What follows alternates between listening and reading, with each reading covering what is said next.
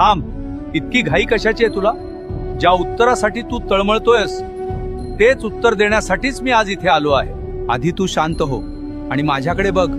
तुला फक्त तुझे रिकामे हात दिसले, पण त्या रिकाम्या हातांनी जेव्हा जेव्हा तू माझ्या पायरीला स्पर्श केलास तेव्हा तुझ्या नशिबातले कितीतरी काटे मी उपसून काढले. हे तुला दिसलं नाही. मी तुला रिकाम्या हाताने परत पाठवलं, कारण मला तुला चिल्लर नाही द्यायची होती.